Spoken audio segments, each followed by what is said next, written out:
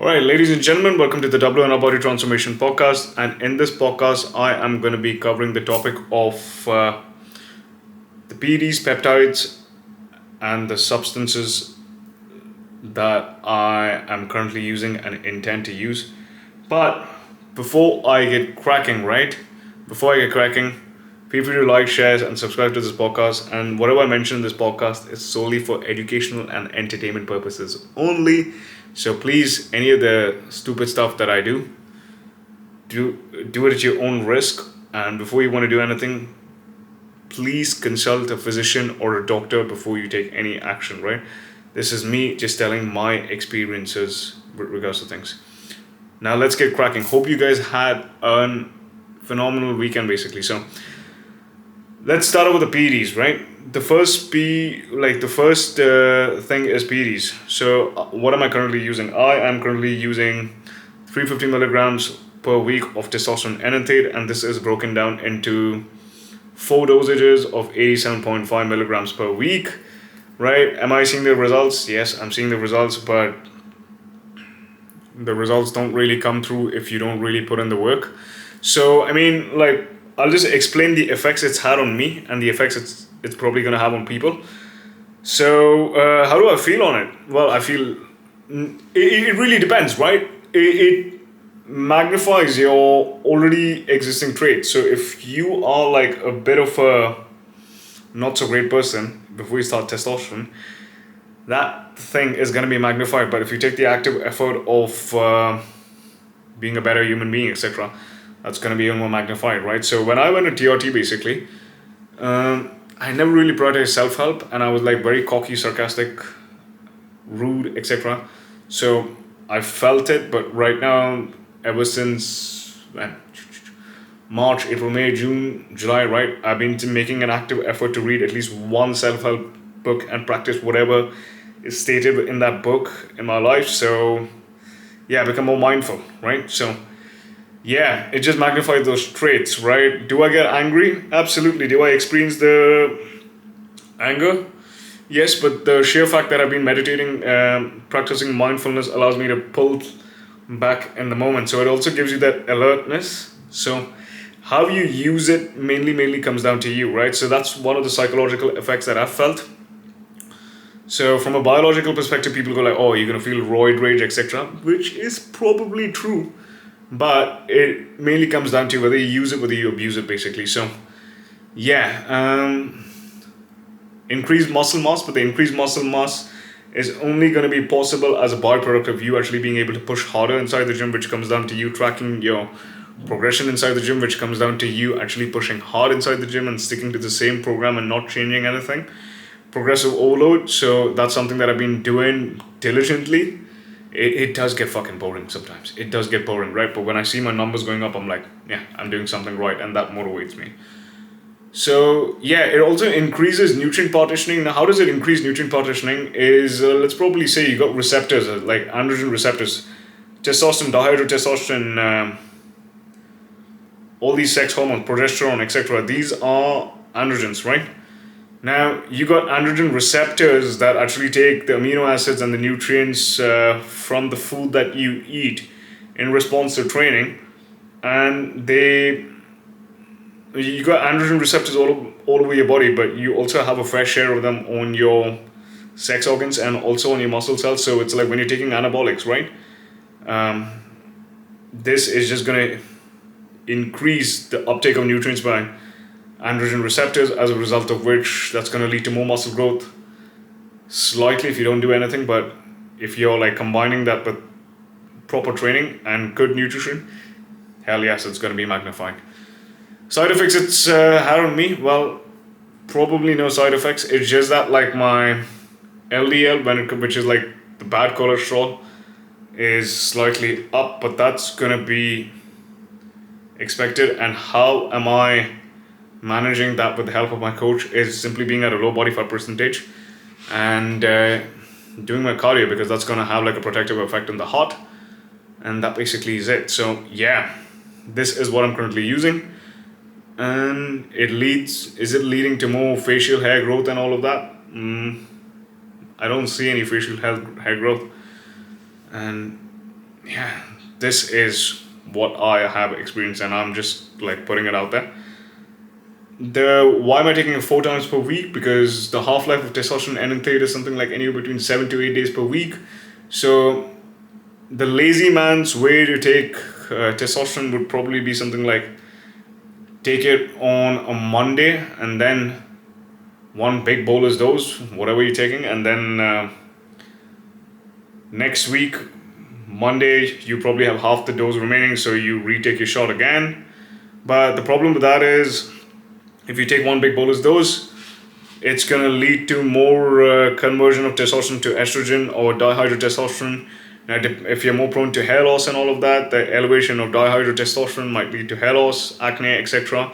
Or if you're more prone to acne or man boobs, depending on how fat you are, and if you had it in your teen years, etc., which is known as gynecomastia, that could also be a risk. So it's better to split out your dosages, but a fair share of this would be minimized if you split your dosages the more times across the week. So 6 to 7 days per week would be ideal, but yeah, from a routine perspective, I prefer 4 days per week. So yeah.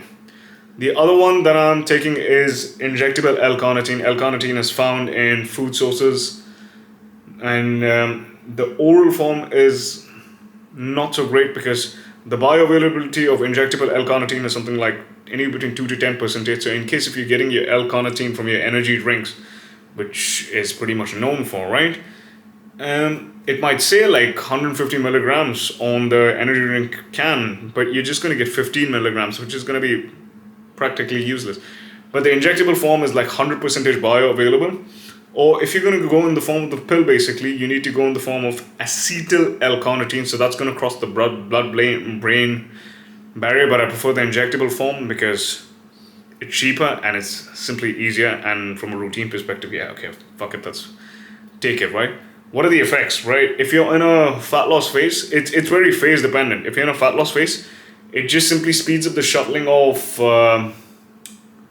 the fatty acids inside the mitochondria. Now the cells have like mitochondria inside the cells, basically, which is if you basically been to biology 101 back in high school, it's the energy house of the cell. So nutrients pass in and out of the cell, as a result of which the mitochondria metabolizes those nutrients, produces ATP. ATP is the body's form of it's the primary source of energy when it comes to the body, and yeah, you have energy for day-to-day activities, also for training, etc. Yada yada yada. So it speeds up the shuttling of fat inside the mitochondria of the cells when you're in a caloric deficit slightly by something like 1%. So it just gives like a bit of an extra edge after everything is dialed in.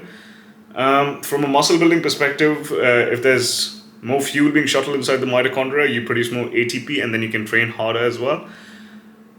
It also helps in having a protective effect on the androgen receptors. Now, with regards to androgens, right, testosterone, dihydrotestosterone, etc. These are androgens. Now, the androgens basically act on the androgen receptor. So the testosterone acts on the testosterone receptor, which is based on your muscle cells, as a result of which that's going to lead to increased muscle mass. So it's more of like a key which is putting itself inside the lock. So in case if you can see the steroid hormone like a bit of a key, and the lock is more of like the keyhole, which is like the androgen receptor. It's like 1 + 1 = up to 3. So it has a protective effect on the androgen receptor. So if your androgen receptors are well functioning and you add in a surplus of androgens inside your body, that's going to have like a protective effect on your muscle building potential. So it's very phase dependent as well. Now when it comes to health, when it comes to brain health and all of that, right, a lot of people, right, this is the low hanging fruit. A lot of people get like dementia, memory loss and all of that because they're not eating properly, right? They're not exercising. Research shows that exercise increases your IQ levels, all of that. So you got to do all of that low hanging fruit before you do anything, basically.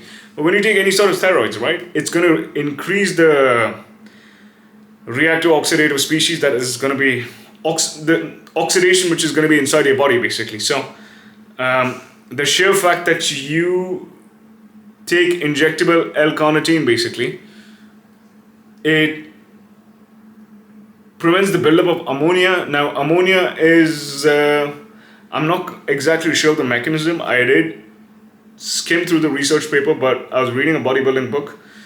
Ammonia is more of like is something that's produced after intense exercise, and elevated levels of ammonia for a prolonged period of time is not healthy. So elevated levels of ammonia for a prolonged period of time is going to lead to a fuckload of oxidation, and then as a result of which people become dumb, right? They lose their memory and all of that. So that's the simpler way to do it. The other thing is I'm taking retatrutide. Retatrutide is more of like a third generation GLP-1, which is after tirzepatide. Tirzepatide sold under the popular brand name known as Mounjaro, but I personally prefer Mounjaro. Retatrutide has a less hunger suppressive effect and more of like a slightly caloric expenditure effect. Basically because of the glucagon component. I'm taking it because it's cheaper, but no, I just have it because 3.5 milligrams, but yeah, slowly and steadily we're going to be titrating it down. As in when my food goes up, I'm still at 2,290 calories, and I take it once per week, and that basically is it. The other one is SS31. Now, SS31 is a peptide which is actually, retatrutide is not approved by the FDA, right? SS31 is a mitochondrial protecting peptide which is actually approved by the FDA. So many benefits. Reduces the risk of kidney disease. But the main reason why my coach has added it inside my peptides like PED stack is basically, how do I say this? It reduces the reactive oxidative species. So it's like when you go inside the gym, you train hard, you produce a lot of oxidative stress, right? Now, a certain level of oxidative stress is needed inside your body to create the antioxidant effect, which is needed for you to, which is needed. The oxidation, it's more like this, right? It's a response that's needed for you to actually build muscle, right? So it's like you hit the muscle swells up. That's the oxidation. No, that's the oxidation basically. So sorry if I don't know the best way to put it, but SS31 reduces oxidative stress. It also how do I say this? The main reason why is because as and when you take PEDs, right, your risk for heart diseases actually increases because of increased hematocrit levels. Hematocrit is basically the amount of nutrients per liter or square liter, whatever the fuck you want to call it, but basically within a given volume in your blood. So that makes the blood thicker, which increases your blood pressure levels, and that can lead to heart diseases, right? So this protects. The reason why my coach has added it in, and I looked up on it, it basically protects the cardiolipin, which is a fatty substance inside the mitochondria membrane, right? So when you're doing a lot of things that are not good for your health and fitness, right, smoking, drinking, etc., this cardiolipin tends to oxidize and it tends to not function properly and eventually just, perhaps die off. I might not be clear about this, but not that I do any of this shit basically. But SS31 protects the cardiolipin inside the mitochondria. So it basically protects the cells, simple as that, right? It protects the energy producing part of the cell, which is the mitochondria. The other one is glutathione. Glutathione is produced in response to high vitamin C levels, good skin, good hair, better immunity, etc. So if you simply eat enough fruits and vegetables, you're going to get enough vitamin C, as a result of which you're going to get more glutathione levels. But I am also taking glutathione. Why? Because I have it, right? It's not going to do anything magical from a fat loss and muscle building perspective.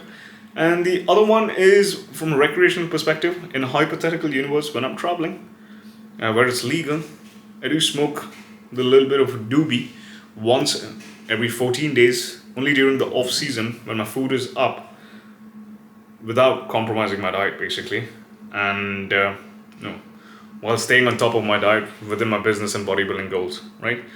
that basically is it. I don't drink alcohol, I don't smoke cigarettes or something like that. That basically is it. So these are the things that I currently use in a hypothetical universe. And that basically is it. So yeah. Now with regards to the physique, it's coming along pretty well. I'm training hard. Training is good. Stress is sometimes high. Mindset's good. All's good. Sometimes the stress actually gets to me and the anxiety actually gets to me and all of that. But now I've learned how to sit through it. Trust me, self-help, self-development is crucial when it comes to physique development and bodybuilding. And that basically is it. I'm sticking to the same old food sources. Every now and then I tend to get flexible with my diet, squeeze in a chocolate here and there, but I genuinely enjoy whole foods. So yeah. People, if you found this useful, feel free to like, share, subscribe, and if you want to transform your body by building muscle, dropping body fat, all you need to do is fill in the application form below and feel free to have a look at my Instagram as well. Have a nice day.